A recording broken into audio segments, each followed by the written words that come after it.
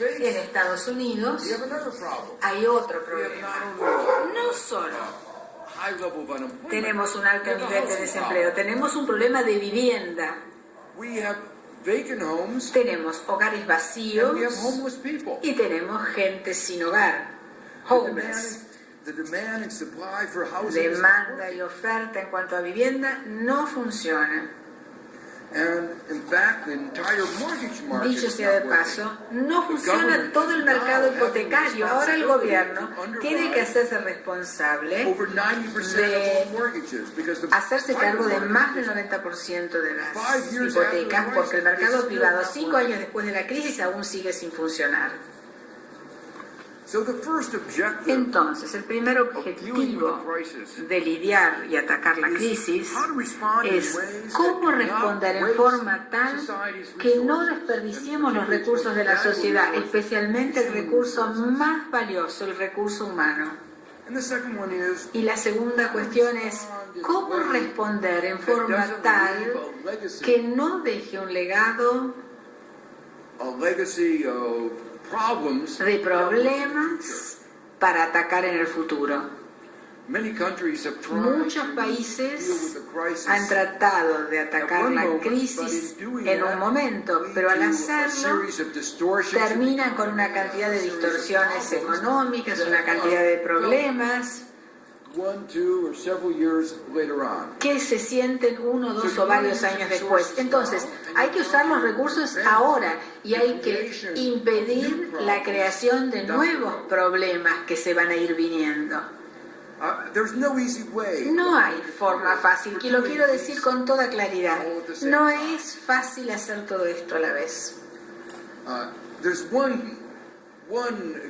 Hay un ejemplo de un manejo exitoso de una crisis financiera, y fue la forma en que Estados Unidos gerenció la crisis propia a principios de la década de 1980, porque los bancos de Estados Unidos quebraron todos.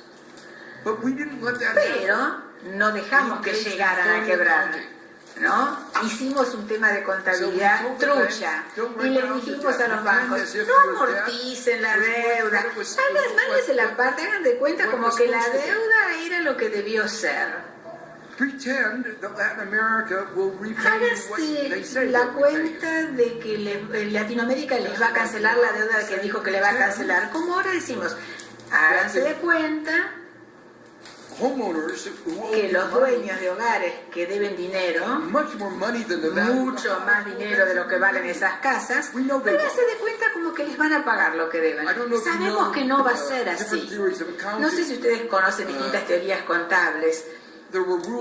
Había reglas llamadas mark to market, donde uno se suponía que registraba el valor de los activos a su verdadero valor.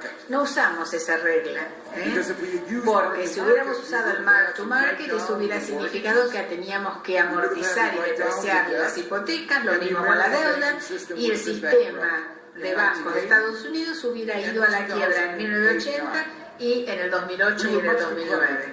Entonces fuimos bien vivos y no lo hicimos. Lo que hicimos, usamos un nuevo sistema de contabilidad que yo llamo Mark to Hope, es decir, marcar en la esperanza. Uno dice, es de esperar que paguemos. Y si esperas mucho, bueno, el número, la cifra va a ser bien alta y el banco, la contabilidad te va a dar bien, porque contabilizaste esperanza. Ahora, en la década de 1980, hicimos algo mucho más vivo. Y en la conferencia de hoy, José Antonio Campos describió esto. Lo que hicimos fue decir, en vez de llamar la crisis una crisis del sistema bancario de Estados Unidos, lo llamamos una crisis en Latinoamérica. Entonces, desplazamos la atención, la pusimos en Latinoamérica, para que nadie se diera cuenta que en Estados Unidos había un problema. TN, ¿por qué no pasás esto? CNN. Ah, no.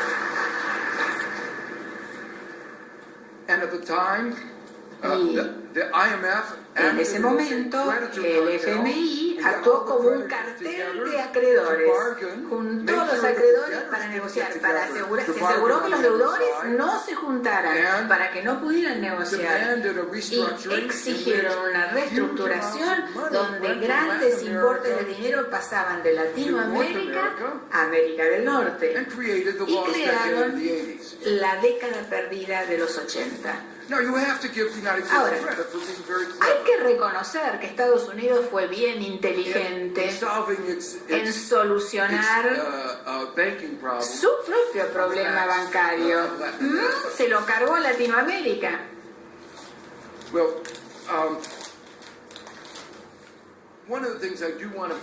Pero algo que sí quiero señalar es que en la crisis europea,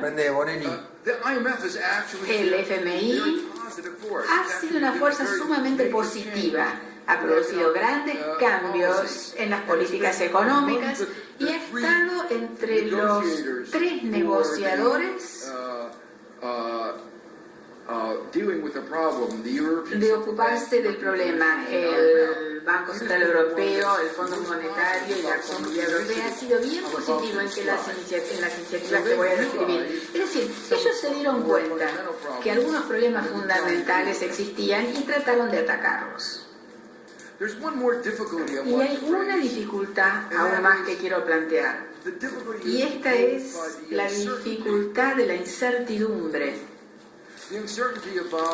La incertidumbre del nivel de deuda sostenible, la incertidumbre de la respuesta de otros a, digamos, una reestructuración de deuda o a un default de la deuda. Vemos la naturaleza de esta incertidumbre y cómo actúa y vuelve a actuar. Por ejemplo, en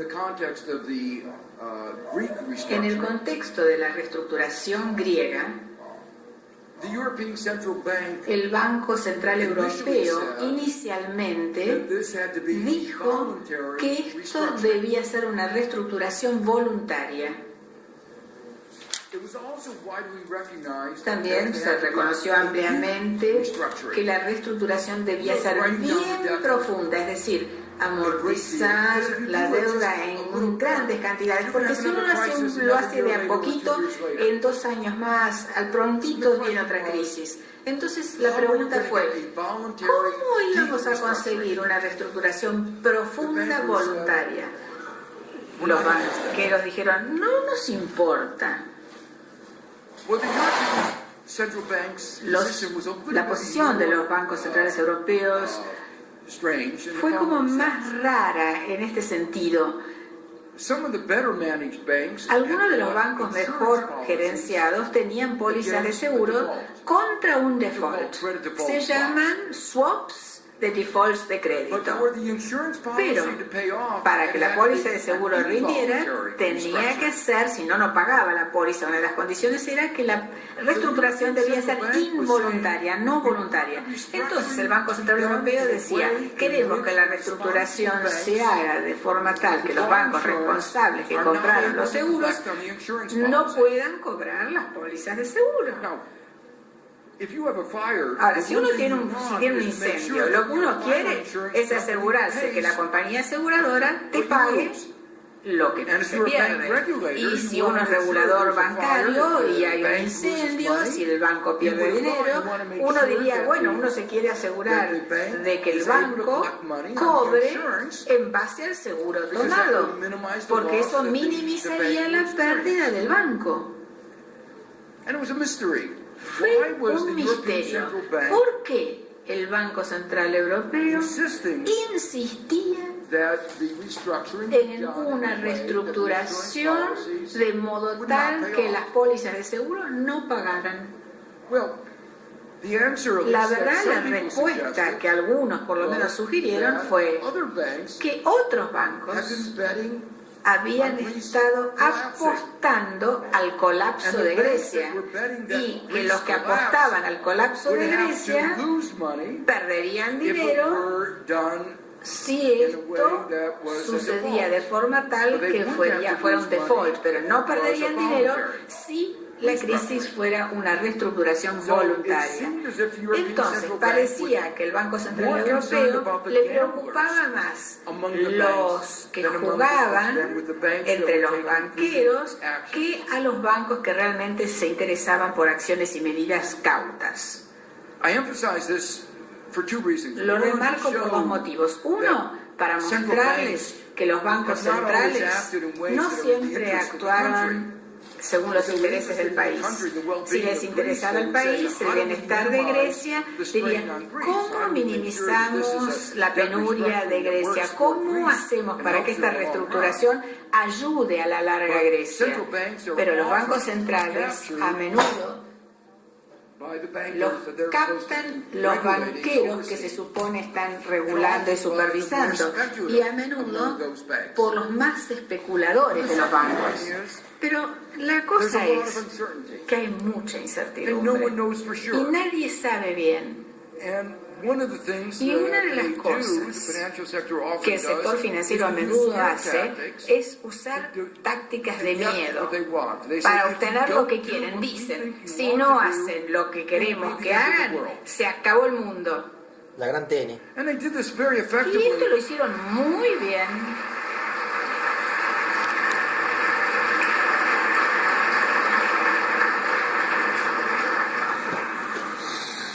Lo hicieron muy bien en Estados Unidos.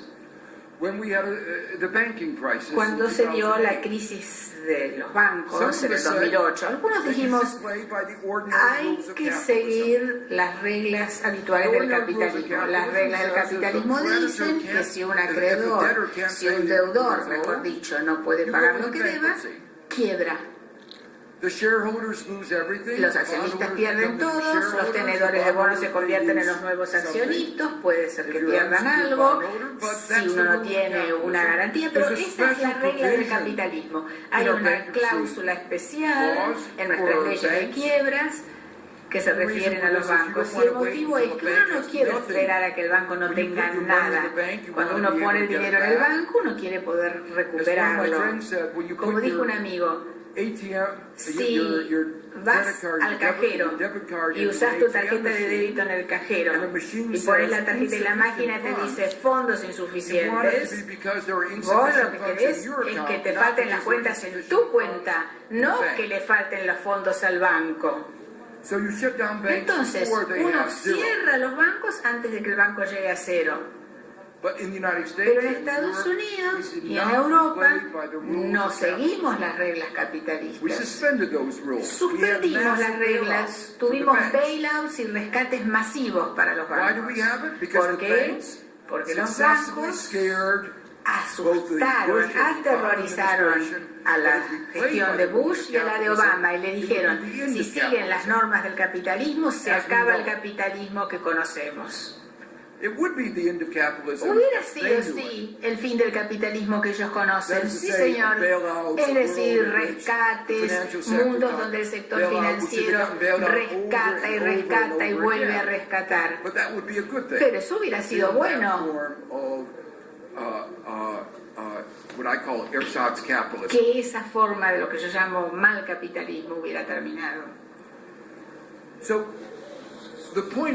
Entonces, el punto es que hay que remarcar que siempre existe la incertidumbre y que las consecuencias de la incertidumbre son que es muy difícil que los gobiernos sepan qué hacer. En el caso de la crisis griega, de hecho, tuvieron una reestructuración involuntaria.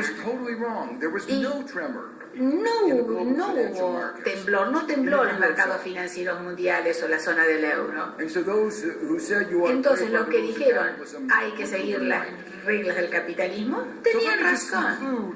Entonces quiero cerrar diciendo, el tema es, ¿cuáles son las opciones?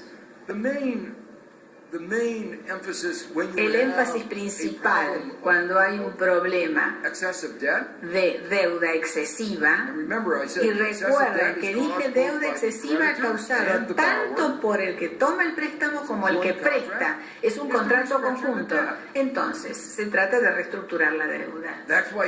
Por eso es que todos los países tienen leyes de quiebras. Es sencillo. Pero parece sencillo. Pero bueno, de eso se trata una reestructuración.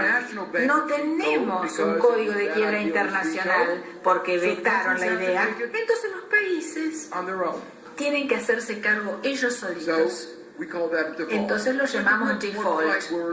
Pero la verdad que suena mejor decir reestructuración de deuda. Cuando se reestructura la deuda, las consecuencias, uno tiene que tener conciencia de ellas y uno tiene que tomar medidas para responder a esas consecuencias. Por ejemplo, que el flujo del crédito se mantenga. Uno no debe ignorar, no debe pretender que será fácil. Argentina mostró que no fue fácil, que hubo causas serias, pero también mostró que es posible responder a la crisis.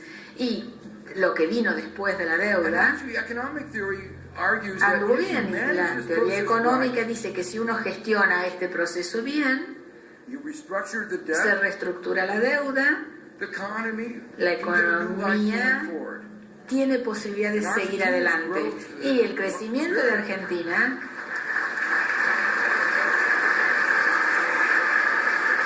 todos los idiotas que se comen el verso de TN. Es un gran, alto crecimiento durante muchos años que siguieron a la crisis. ¿Y qué nos muestra? Nos muestra que el análisis es correcto. Pensamos en España, por ejemplo. Salvo que ocurra algo, salvo que Europa reforme su estructura, esta depresión no parece tener fin. No hay forma de salir en el marco actual. Los dirigentes europeos no encuentran alternativa. Entonces, salvo que reformen el marco europeo, el futuro es negro. Hay una alternativa. Esa alternativa no es fácil. No es automática. Pero ofrece una perspectiva que es mejor que esa perspectiva negra que vemos en el marco actual. Por último, mi comentario final es que aún si tenemos éxito, en los años inmediatamente seguideros que siguen a la reestructuración de la deuda, ello no es garantía de que la vida será un jardín de rosas en el futuro. Todos los periodos tienen sus propios desafíos. Una cantidad de años de éxito y luego viene la crisis financiera global de 2008. Y cada periodo económico, cuando uno responde a él, tiene que encontrar una forma novedosa de hacerlo y que refleje las nuevas realidades de ese periodo. Y Argentina ahora enfrenta esos nuevos desafíos. Una continuación de la crisis que empezó en el 2008, una posible exacerbación de la crisis con la crisis de la eurozona actual. Ojalá que Argentina tenga suerte y que enfrente estos desafíos que se vienen con éxito. Gracias.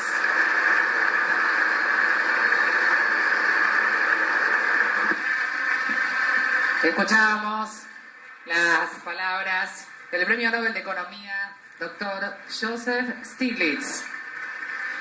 Y desde el Museo del Bicentenario de Casa de Gobierno, en este marco que estamos viviendo en esta tarde, habla a continuación la señora presidenta constitucional de todos los argentinos, la doctora Cristina Fernández de Kirchner.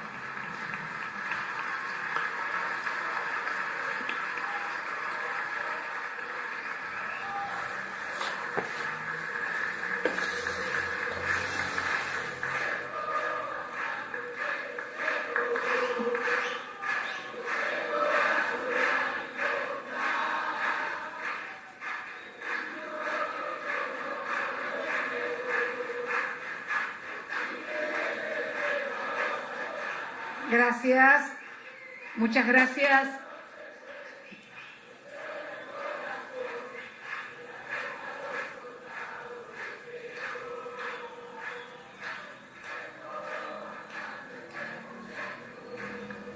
Muchas gracias.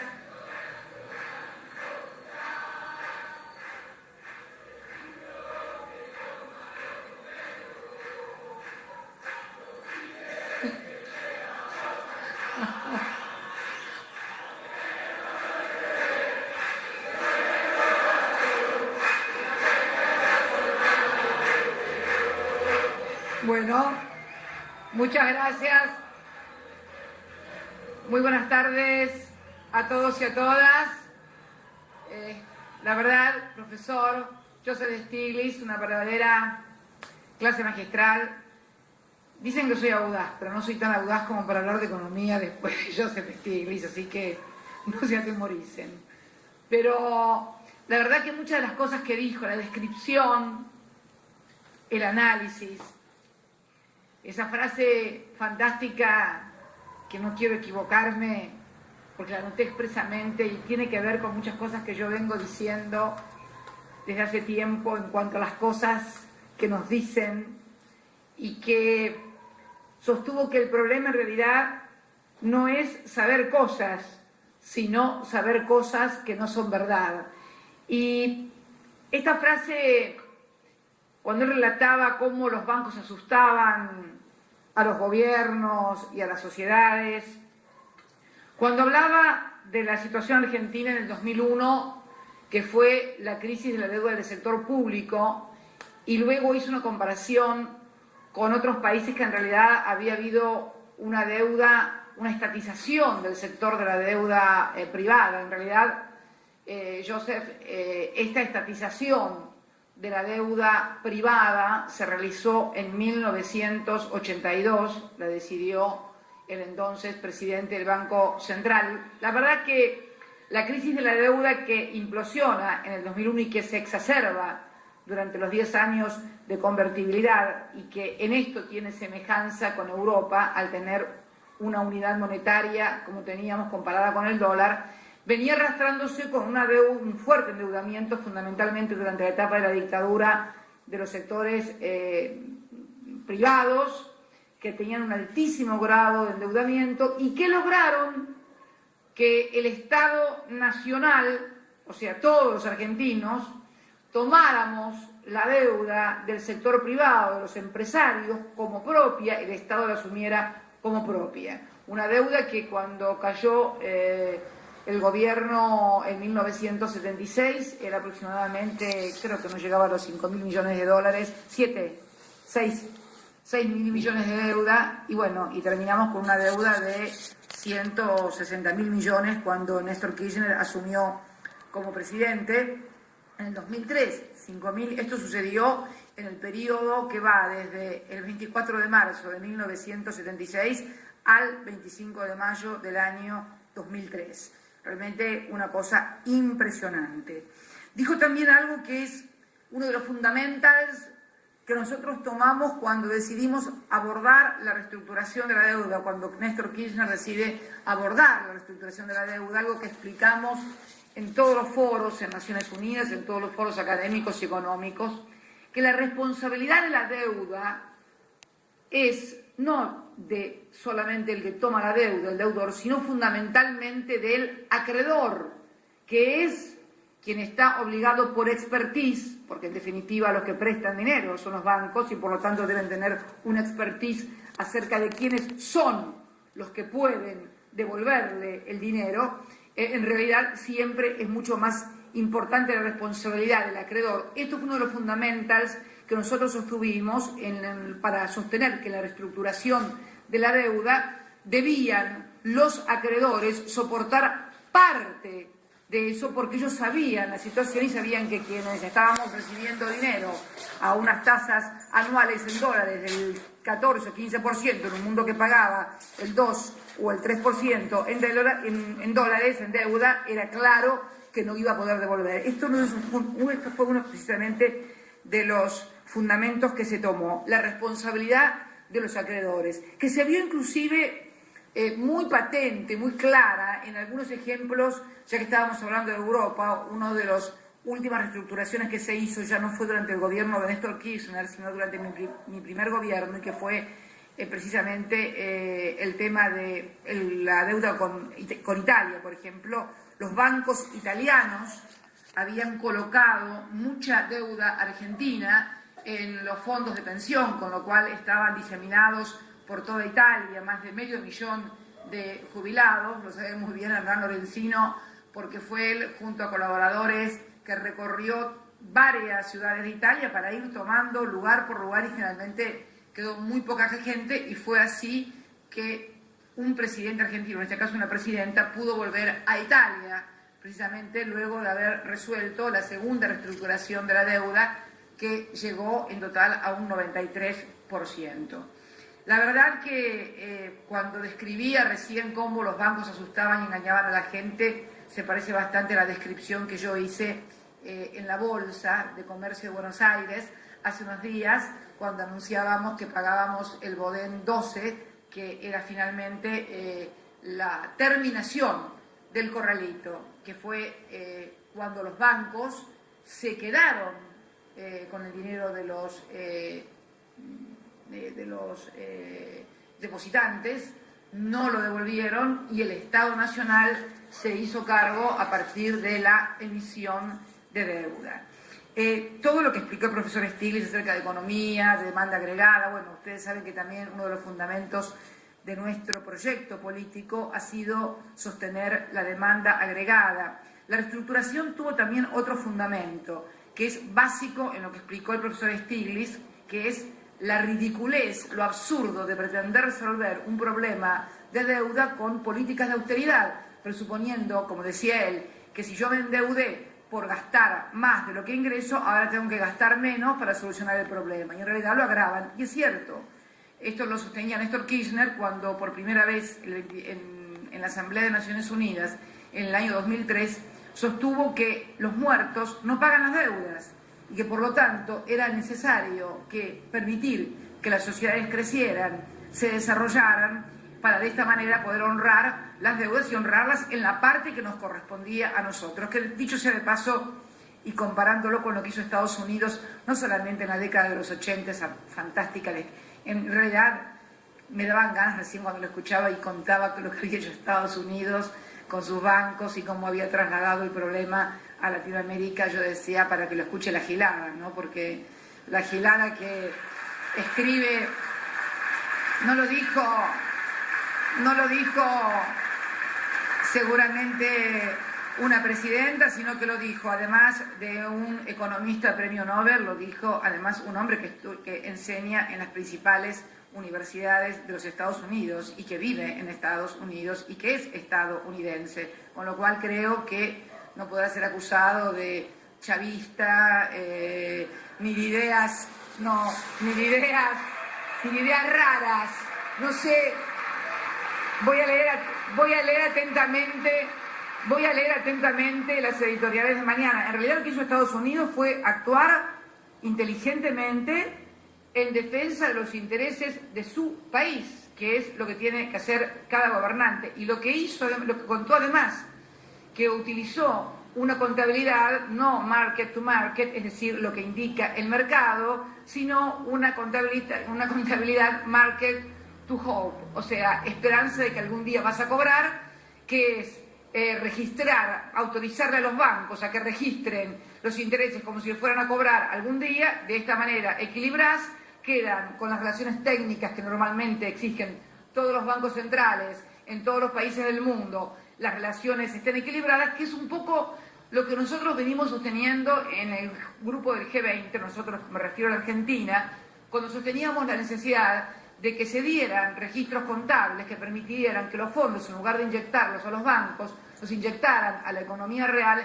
y de esta manera poder incentivar la demanda agregada, porque conjuntamente con el endeudamiento de los países tenemos un problema de endeudamiento de las familias, como él comentaba el problema de Estados Unidos, casas vacías y gente sin casas. O sea, es casi una descripción de lo que venimos diciendo nosotros. En realidad, yo le voy a comentar al profesor que nosotros no tuvimos esa solución aquí en la crisis, cuando se especificaron los créditos. Si hubiéramos hecho lo que se hacía en Estados Unidos, hubiera habido miles y miles de argentinos en la calle, porque los créditos hipotecarios habían sido tomados en dólares y obviamente con la devaluación brutal que llegó un dólar a no sé cuántos pesos, ni me acuerdo ya en ese momento, jamás hubieran podido pagar sus deudas. Nosotros optamos, mediante diferentes leyes y prórrogas del Congreso Nacional, mantener el statu quo de manera tal de que, bueno, que fueran solucionando los bancos sus registros contables con respecto a esas deudas